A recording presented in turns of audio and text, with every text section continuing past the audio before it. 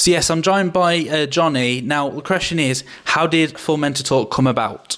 So ForMenToTalk actually started during lockdown with a gentleman called Luke Newman, who's based down in Biggleswade, and he started it as a Facebook group during lockdown, and then afterwards he started doing the face-to-face meetings around the Cambridge area.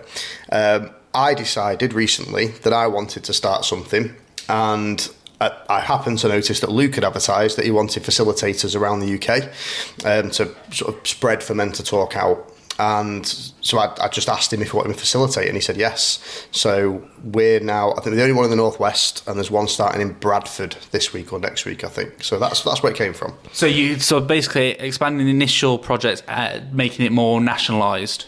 Yeah, I think Luke wants as many of these groups around the UK as he can possibly get out there. So, like I said, I'm facilitating the Stockport one. If anybody else becomes interested while they're attending the groups, they can then start one maybe in the next town over, or so we can't have too many in the same town. Yeah. But yeah, and obviously we're putting all the stuff out on social media as well that we're doing one in Stockport. So if anyone sees that and they're in, I don't know, let's say they're in Bury, for example, they could then contact Luke and say, I want to start one in Bury. And that's the idea, is to get it sort of organically growing throughout the UK through setting more and more up. And that's where we're at. And how can people find out more information about, the one in Stockport and more about that? Yeah, so ForMenToTalk.co.uk is the website. So all the information about ForMenToTalk in general is on there, and all the other groups that are going currently. We've also got a Facebook page. So if you look up ForMenToTalk-Stockport, and also ForMenToTalk_stock on Instagram. So how important is talking about mental health in general? I mean, from my point of view, I suffered really badly with my mental health. It took me to the worst place back in March 2020. And the realisation that I had when I started dealing with that was that I had for years not opened up about anything.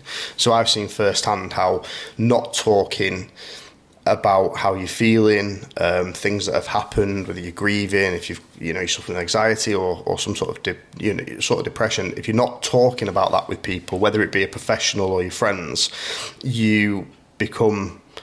You start down spiraling down into the sort of places where I found myself. And what I've learned since then, through attending groups similar to ForMenToTalk and through online communities that I've joined, is that I find myself in a much better place just by talking to people openly all the time about how I'm feeling, what's going on.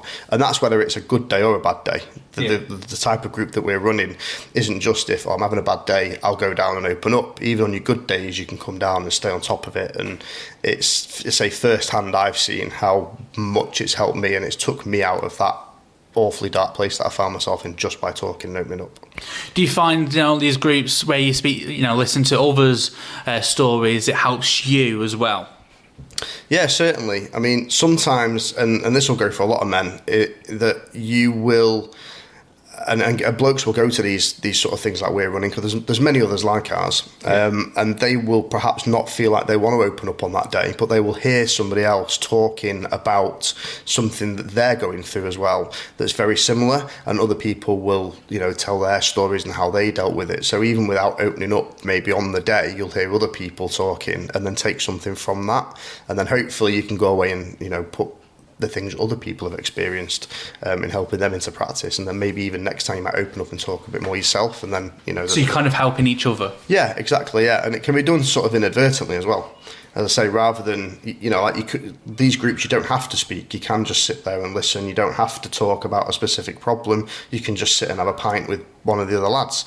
But all that time, other people around you are talking and opening up, and you might be listening to somebody while you're not opening up yourself, and something might just click when they say something that's going to help you. Perfect. So, obviously, do you think there's enough places where people can talk about their mental health, or if they don't want to go to doctors and stuff like that, do you think there's more centres, or is that needs to change? Yeah. So There's always been, and still is, a stigma, especially around men's mental health, and there is a feeling and an opinion that there isn't enough. And when it comes to the actual professional services, they are very stretched, and yes, there isn't enough there. Appointments can take a long time. Maybe, and it's not. There's not one thing that's right for everybody.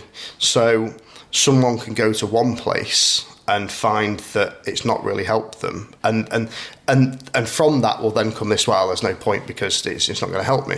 Yeah. When actually there are a lot of places there, and the thing around men's mental health specifically isn't really that there isn't anything in place, or there isn't anything there, because there are lots of places like ourselves now, and even through the clothing brand that I own as well, we have an association with the mental health campaign that can provide free counselling to those struggling to get out in the NHS. So the help is there, the places are there. It's all about the stigma around it and getting blokes to open up, and it's about how to do that rather than, and how to also let them know where these places are and what they can do for them, rather than being not enough of those places there. However, the more the better.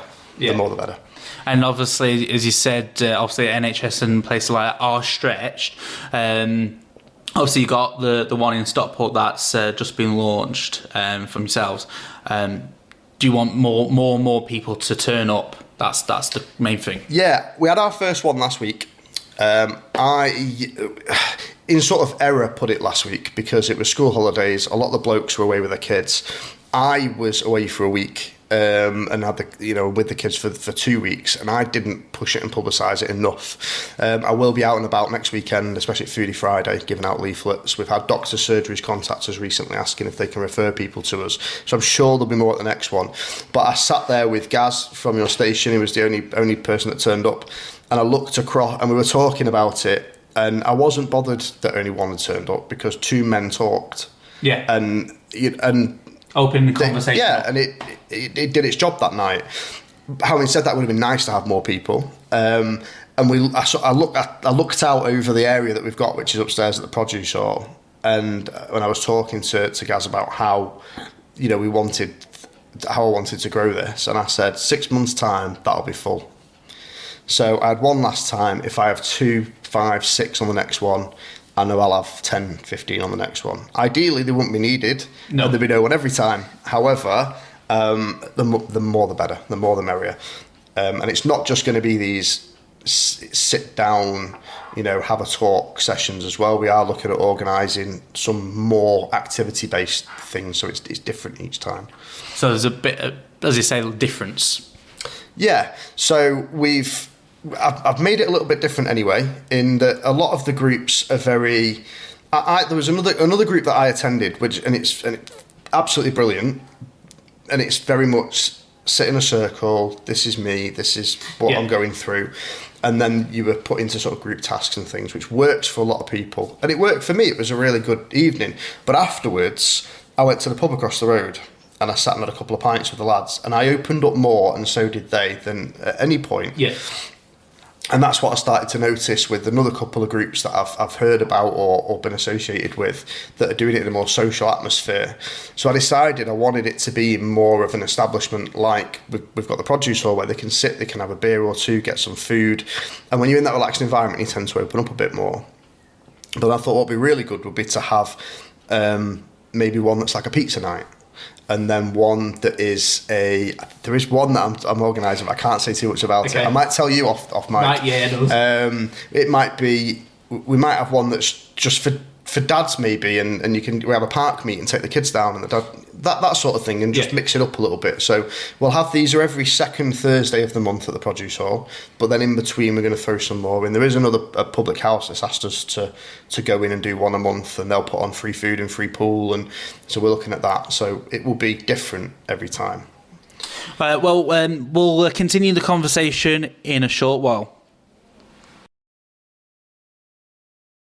Yes, you just joined us back here with Johnny. So the question is, since the pandemic, do you think there's been an increased rate of mental health related suicides or incidents quite recently?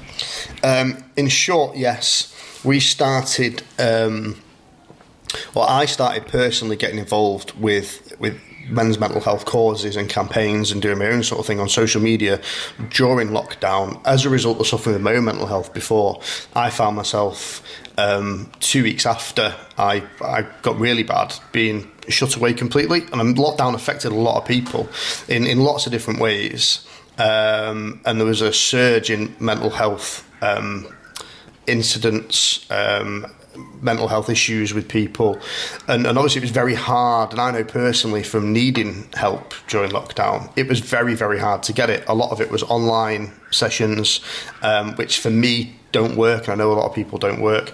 There was no face-to-face counselling or anything. Even when people could get it on Zoom or Teams, it wasn't really the same. And we saw through the social media work that we were doing, we were on live feeds a lot during lockdown.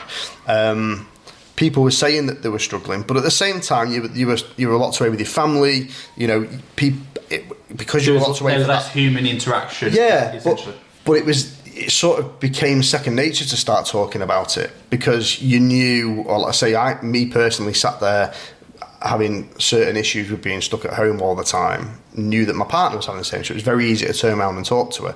Whereas prior to that, if I was having a problem and she was, having really a great week, then I wouldn't want to talk to her and put down. But we were suffering with the same thing. I think everybody else was very similar during lockdown. Yeah. The problems that I see came, and through, again, a lot of the work that I do online with live feeds on different social media platforms, is the impact since, where people went back out into the world, and then they started really having to deal with these issues alongside going back to work, the kids being back at school. And they hadn't managed to get a handle of it during lockdown. I don't think people realise just how much that, changing way of life was going to affect people. But again, from my point of view, lockdown saved me in a way. So when we came out of lockdown, my anxiety shot back up through the roof again. So it was different for a lot of people, but in general, we do see a lot more, and especially in the last sort of 6 months during the cost of living crisis, we often get messages.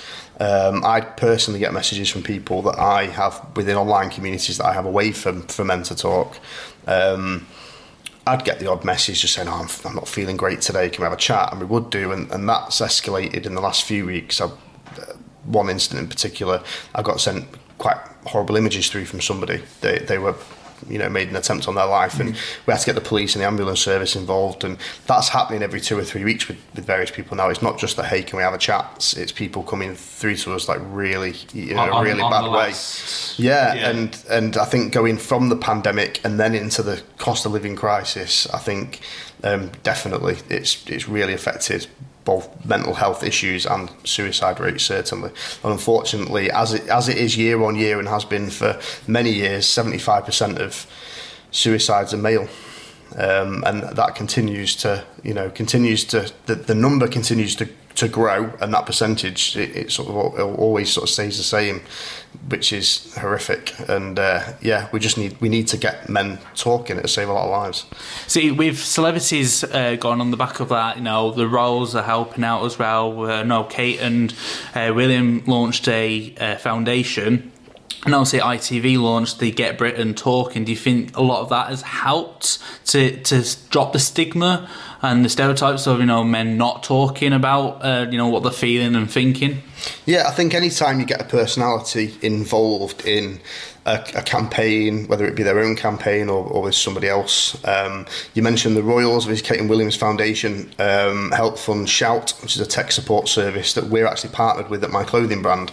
And we like that service, and things like that have really helped, especially with the celebrity backings they have. They now have Will Young as a patron, Ed Sheeran and Eddie Izzard have done gigs to raise money for them. And especially that sort of service really helps because you don't have to vocalise, you can just text. And that's come off the back of the foundation being set up by William and Kate. Obviously, you've got the celebrities supporting them, and people are starting to learn who Shout are, which is a much better option for people who don't just like vocalising and opening up. Paddy the Baddie, obviously, he did his speech after his fight, and that really hit home. Yeah. The problem seems to come with when you have the celebrity backed things and these campaigns, is that they'll run for a time and then they sort of disappear a bit. And a celebrity, you'll see them front and centre, and then it'll disappear a bit. And there's a general, in general, the public's attention is held for as long as people are trying to hold it for. So you think there's a bit of a cycle where it'll appear and then disappear again? Yeah, and if a campaign's not being pushed, it gets sort of, people forget about it on the day-to-day basis. Yeah. and the conversation, it does stop, but it's not necessarily, you know, a bad thing in that period of time. For example, when all over social media is Paddy the Baddy talking after his fight, that really got people talking and people opening up for the period of 2-3 months where those videos were going viral, and then it stops going viral and things move on, and then it doesn't keep that conversation going. And I see that a lot with it. There needs to be something that it just runs constantly. I had a great idea. I say it's a great idea. It's my idea. I think that every major sporting event, so throughout the football calendar, every single football match should have a mental health advert in there. Because how many thousands of millions of people is that going to go out to? Exactly. Every single game? A huge audience. Exactly. Same with cricket, same with rugby, same with tennis. Any major match or game should have an advert out on there, funded by the government, because sport's on all the time, and that message will be getting out all the time. And it'd be like having those campaigns there constantly. And you know, if you could have something like that, that would be absolutely fantastic. We'll continue the conversation in a short while. Yes, you just joined us back here with Johnny. Do you think a lot of social media is a big cause of people's mental health? Oh God, yes. Yeah, I mean, social media for me personally really helped me to begin with, because it's really easy to find the positive in social media. I started watching during lockdown people building successful businesses, for example, and that prompted me to start a business, and that gave me a focus, and that really helped my mental health. What later happened was then we started getting trolled, and we were getting bullied, and there was vile things being said about the business that I was showcasing on TikTok, and it was all just made up because people like drama to mess around. Yeah, and the problem is all it takes is one video to go viral, and out of the 500,000 people who see it, 200,000 people will believe anything. Yeah. And when you get that sort of stuff on social media, whether it could just be that there's something going around at the moment, there's an influencer who's done really, really well for herself. She's only 21, 22. She's bought herself a house through a social media income. She's not one of these people that goes on and begs for gifts on TikTok or, you know, that sort of thing. She's a legitimate creator. And she is getting horrendously trolled and bullied for being successful through jealousy, etc. and things. And if you get wrapped up in that world and you let yourself, because everyone likes a bit of drama, it's you know, it's the human. Yeah, it's just human nature. You like that's why dramas exist on television. That's what they're there for. Everyone likes a bit of drama. But if you get too pulled into that and involved in it, then social media can really affect you. And there was a phrase during lockdown that I used quite a lot with people who were coming to me through some of the mental health stuff on social media, saying they were struggling. And it's mental, you know, you can easily mentally self-harm yourself on social media. An example would be, and this happens all the time, is that someone will be on social media, they will be, they'll interact in different communities and different groups, and then they might start getting trolled or bullied online. And then what they do is they leave social media. Quite often they'll do a video, I'm leaving, I'm being bullied, I'm being trolled, I can't handle it anymore, I'm leaving. Yeah. Great, that's what you need to do. They'll then go and create a fake account, and they will go into live feeds, other people's accounts, to watch videos to see if people are talking about them. Right. And naturally, they probably will be. Yeah. And then all you're doing is just, you're going in there under a fake name and you're watching it, it's making you feel even worse, because now you're in a position where if you comment, people know you haven't actually left. And you keep watching it, and then a few days later you come back, and then everyone starts, I thought you were going, I thought you were leaving, and it just keeps on going. It's self-perpetuating, it goes on and on and on. And I see it all the time on social media. I spend a lot of time with my business on TikTok and Instagram, and especially on TikTok. And it's so easy if you're being affected by social media, but people don't take themselves off, and they stay on and they carry on, and they inflict this on them constantly. And the problem is when you start watching videos and content that is drama filled or related to non-positive things, that's what it's going to keep throwing up for you. So if you're a type of person who likes sitting and scrolling TikTok and Instagram and Facebook, the comedy videos, the funny videos, the educational videos, the really great communities that are on there, brilliant for your mental health, absolutely fantastic, in moderation. Yeah. Search that sort of stuff, only watch that sort of stuff, and that's all that's going to get thrown up for you. And it can be a really positive place, but it can be awful. So there's like pros and cons with all social media or anything like that. Yeah, it's here. There's, people say all the time, "Oh, it should be banned. It's bad for people's mental health." It's not going to happen. It's here. It's staying. Businesses need. Businesses need. Yeah, it's the new world. Businesses need it. Creators have started living a lifestyle because of the money they make through doing it, and it's not going anywhere. It's down to individuals to stay away from that content that's going to affect them. Essentially, set their own limits. Exactly. Yeah. Companies need to do more. Social media companies certainly need to do more. I know why they don't do it. It's a money thing. But if, for example, TikTok said that you must verify yourself with photo identification to have an account, and once you're blocked, you wouldn't get half as much of the incidents of bullying because people won't want to lose their accounts. And it doesn't help with the new Twitter change that's happened with the ticks going and more impersonators and stuff like that. Yeah. Unfortunately, there were just some horrible people in the world. And as much as I like to see the good in people, and quite often if somebody, I see them bullying or trolling, I won't I'll approach them in a way that's very much like, what's going on with you? Do you need some help? There must be a way that you're acting like this. Yeah. Some people just do it because they like doing it. And unfortunately, those people are around. And you just need to navigate that on social media and try and stay away from them. I was very naive to social media before I started using it a lot along my mental health journey and to help other people. And there's a lady at the moment whose son passed away a year or two ago. And there's somebody creating accounts under her son's name and going in and leaving messages. These type of people exist, unfortunately. Yeah. And it's just navigating yourself away from that and taking some responsibility for it. The social media companies, they're not going to do everything that we feel they should do. There's always a money thing or a technical thing. It's, we have to take, as with anything to do with our own mental health, there is help there if you need it, but you have to take some responsibility to get that help and keep your mind healthy. It's not everybody else's responsibility. And before you said about like the brands that you've got, you said that some of it goes towards different charities, mental health charities. Just can you name them and where they can get the information from? Yeah, of course I can. So the clothing brand is called fthrhood. It's spelt FTHRHOOD. Otherwise, people go and look Fatherhood and can't find it. So it's fthrhood, spelt that way, .co.uk. And we're on social media, on Insta, TikTok, and it's all FTHRhood. When we started the brand back in October 2021, we were putting 10% of the profits aside for a grant scheme to help people who are struggling. And we use that for utility top-ups, shopping vouchers, just little pick-me-ups for people if we knew they were struggling.